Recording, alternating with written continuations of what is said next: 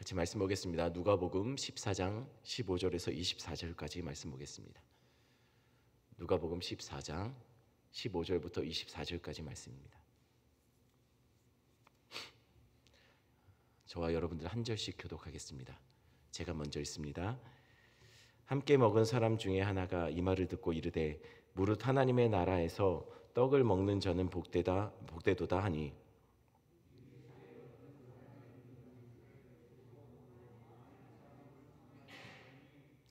잔치할 시각에 그 청하였던 자들에게 종을 보내어 이르되 오소서 모든 것이 준비되었나이다 하매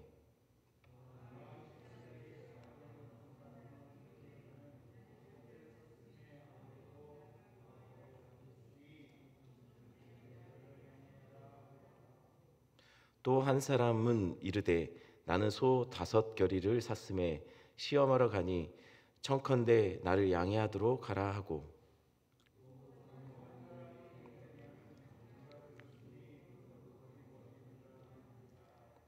종이 돌아와 주인에게 그대로 고하니 이에 집주인이 노하여 그 종에게 이르되 빨리 시내의 거리와 골목으로 나가서 가난한 자들과 몸 불편한 자들과 맹인들과 저는 자들을 데려오라 하니라.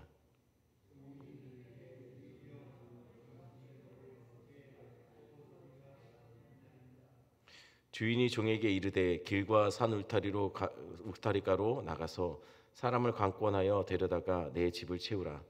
내가 너희에게 말하노니 전에 청하였던 그 사람은 하나도 내 잔치에 맛보지 못하리라 하였다 하시니라.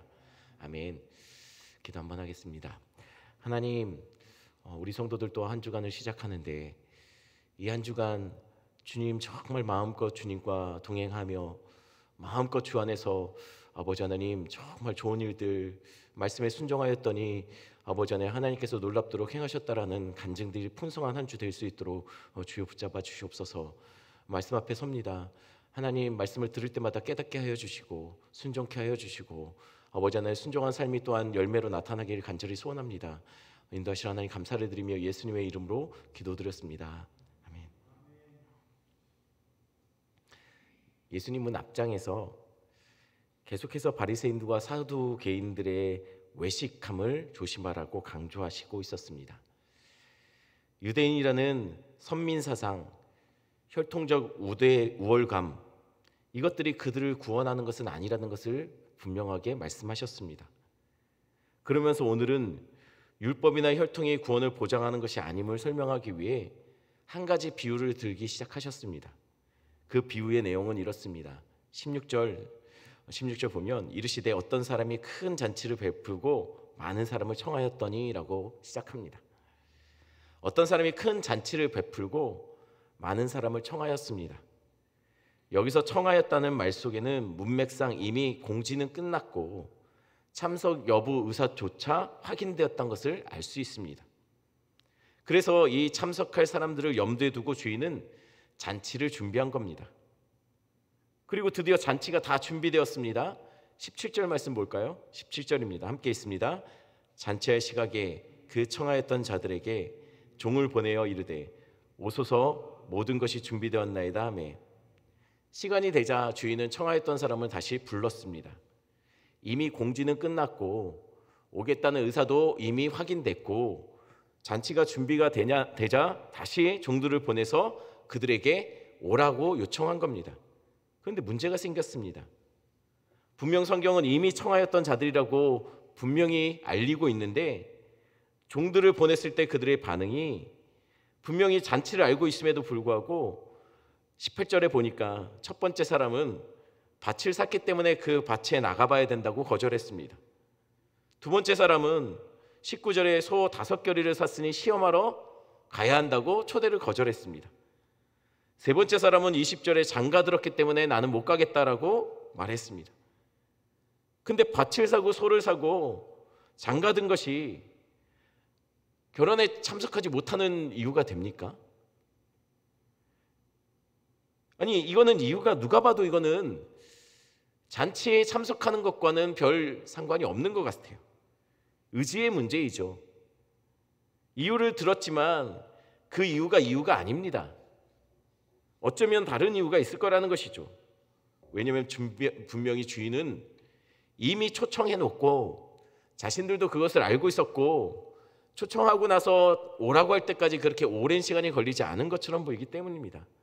18절에 보니 그들이 다 일치하여 사양했다라고 이야기하고 있어요. 실제로 어쩌다가 한두 명이 불가피한 사정으로 참석을 못할 수도 있죠. 하지만 분명 주인은 많은 사람을 초청했는데 다 일치하여 비슷한 이유로 참석하지 못하겠다라고 이야기하고 있다는 것이에요. 한두 명이 아닙니다. 일치하여 참석하지 못하겠다고 말하고 있어요. 그러니 이것을 어떻게 이해해야겠습니까? 왠지 이들이 단합하여 주인에게 망신 주려고 하는 것처럼 보이지 않습니까? 이들은 주인을 욕보이게 하는 것처럼 욕보이게 하려고 하는 것처럼 보입니다. 이럴 거면 애시당초 초청을 했을 때 거절을 했어야죠. 그때는 아무 말 안 하다가 지금 와서 일치하여 초대를 거절하고 있다는 것이에요. 도대체 이들이 누구길래 이렇게 주인을 업신여기고 주인을 바보로 만드는 것일까요? 그럼 초청받은 자들이 참석하지 않자 텅 비어버린 이 잔치는 어떻게 되었을까요? 21절 말씀 한번 같이 읽어보겠습니다. 21절입니다.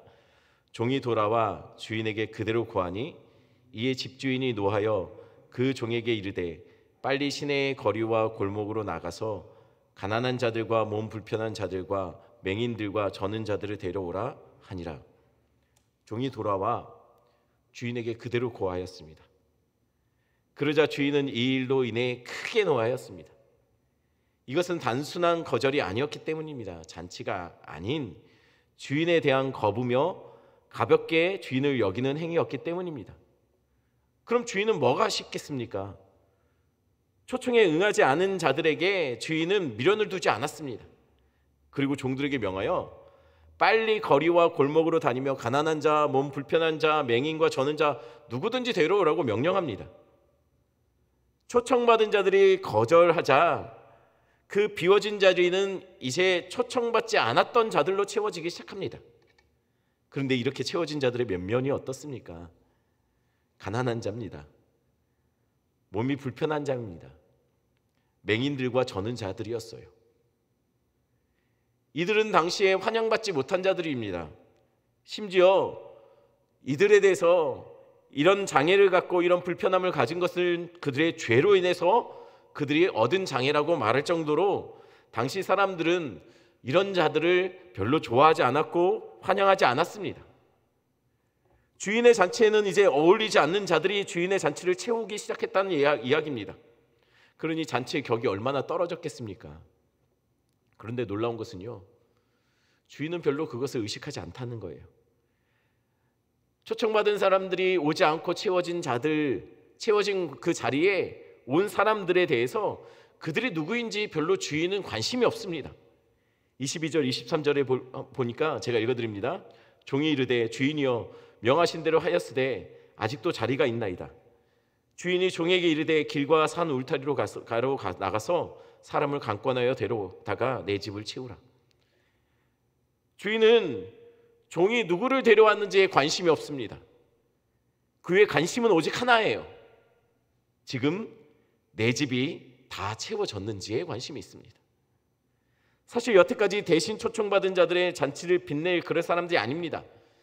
그러니 자리가 비워졌다고 더 많은 사람들을 데려와 봤자 오히려 주인이 민망할 정도의 잔치의 분위기가 날 것입니다.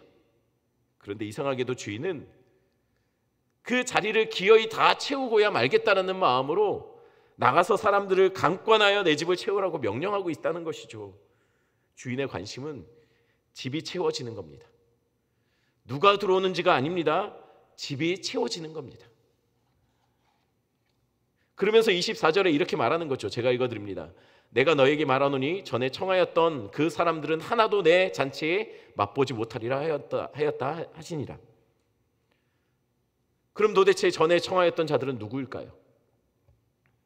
누구길래 이들은 들어오지 못하고 청함받지 않았던 자들이 그의 집을 채우게 되는 것일까요? 누구길래 잔치 자리를 거절하여 그 잔치의 기쁨을 누리지 못하게 된 것일까요? 성경에서 볼 때 언급된 이야기들과 함께 고려할 때 문맥에서 이해해야 된다고 제가 말씀을 드렸습니다. 오늘 본문에서 앞에 일련의 사건들과 지금 현재의 사건들, 이 비유를 이해할 때 예수님은 지금 유대인들을 향해 종교성을 갖고 있으나 정작 그들은 생명의 열매를 나타내지 않고 있는 그들을 향해 말하고 있는 것이라는 거예요. 그들은 율법과 종교의식을 강조하지만 그들 안에는 살아있다면 반드시 맺혀져야 될 열매가 맺혀지지 않고 있었습니다. 특히 바리새인을 포함한 종교 지도자들이 그랬습니다. 그들은 늘 예수님을 따라다녔죠. 병자의 고침받고 눈먼 자가 보게 된, 귀신 들린 자들이 자유하게 되는 모든 모습을 그들은 눈으로 직접 목도했습니다. 많은 사람들이 영광 돌리고 주님을 높일 때 그들은 예수님에게 귀신의 왕 바알세불을 힘입어 귀신을 쫓아낸다라고 말했습니다. 안식일에 병자가 고침받자 안식일 날 어떻게 이런 일을 행하느냐라고 율법을 가지고 예수님을 비판했습니다. 귀신이 물러가고 병이 낫고 말씀으로 사람의 영혼이 기뻐하고 있는 그 천국 잔치에 그들은 지켜봤지만, 그들은 초대받은 사람처럼 옆에서 봤지만 정작 그 기쁨에는, 그 잔치의 기쁨에는 그들이 함께하지 않았다는 것이에요. 스스로 거부한 거죠. 왜 그랬습니까? 그들은 그들의 관심이 밭을 사고 소를 돌보고 결혼을 하는 자기 자신의 삶에 관심이 있었기 때문이에요. 사람들에게 인정받고 사람들에게 그럴듯한 사람으로 보이는 것에 관심이 있었지, 그들의 우선순위는 구원의 잔치에 참여하는 것이 아니었다는 거예요.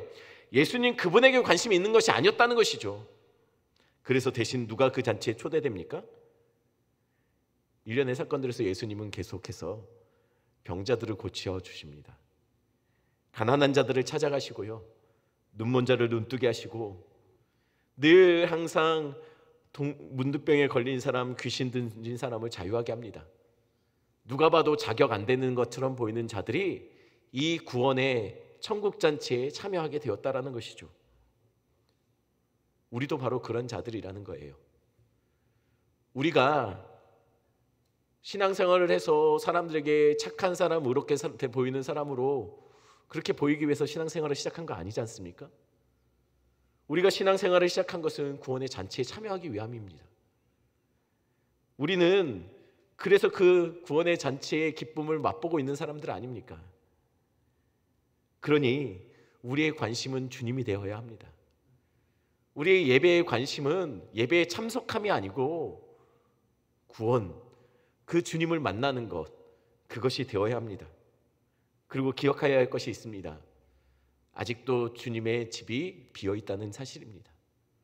주님의 관심은 그분의 집이 비어있다는 것, 누가 그 자리를 채울지, 그 사람이 착한 사람인지 의로운 사람인지 무엇을 하는지에 주님은 관심이 없습니다. 주님의 오로지 유일한 관심은 여전히 하나님이 준비하신 그 집이 채워지지 않고 있다는 것이죠. 그러니 우리에게 부탁하고 있는 겁니다. 나가서 누구라도, 길거리에 누구라도 강권하여 내 집을 채우라고 말이죠. 우리 삶이 늘 주님의 집을 채워가는 삶에 동역하시는 주님의 그 기쁨에 나도 참여하고 또 누군가도 그 참여할 수 있도록 그 집을 채워가는 우리 오산제일교회 성도 되기를 간절히 축원합니다. 이 시간 말씀 생각하시면서 함께 기도하는 시간을 갖겠습니다.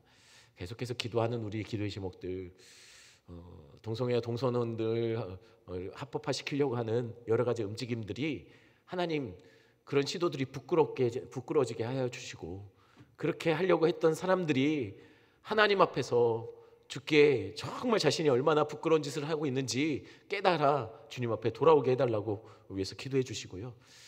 계속해서 기도할 때 코로나 상황을 거치면서 많이 어려운 상황들 속에 있는 우리 많은 교회들과 성도들과 특히 우리 선교사님들을 위해서, 특히 우리가 교회에서 돕고 있는 선교사님들, 어려운 교회들을 위해서 여러분들 생각나시는 모든 사람들 이름 불러가면서 기도해 주셨으면 감사하겠습니다. 또한 앞에 나와 있는 기도 제목 가지고 기도하시다가 여러분 생각나는 여러분들 가지고 오신 기도 제목들 기도하시고 그리고 자유롭게 돌아가시면 되겠습니다. 함께 기도하겠습니다.